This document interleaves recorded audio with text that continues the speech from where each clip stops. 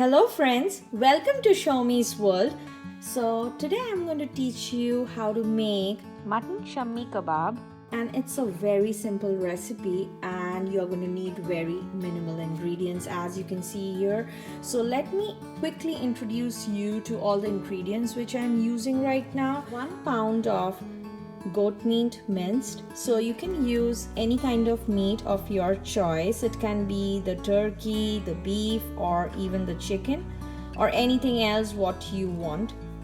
Half cut red onion, 2 small cubes of ginger, around 4 to 5 cloves of garlic, 10 to 15 peppercorns, 4 to 5 dry red chilies, and salt to taste. Also, I'm going to use half cup of split chickpeas which is soaked in water for 15 to 20 minutes. I'm going to mix all these ingredients, whatever you can see here, with the goat meat, and I'm going to put it in the pressure cooker and let it cook for around 5 to 6 minutes. You can also use the instant pot because these days everybody is using the instant pot a lot. As you can see, I have mixed all the ingredients together and put it into the pressure cooker. You can also use the instant pot if you want to.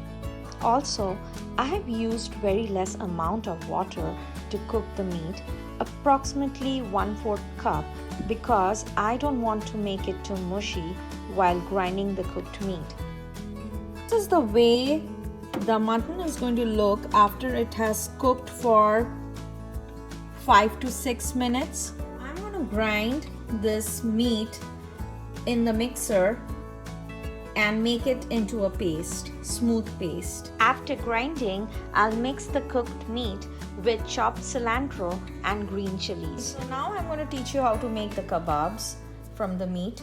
What you're going to do is make some like round balls with your hand and just flatten it up smoothly.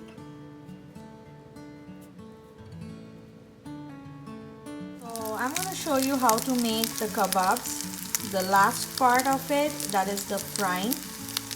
So as you can see in the pan, I've put very less oil, white oil, and I'm going to fry both sides of the kebabs until it's brown.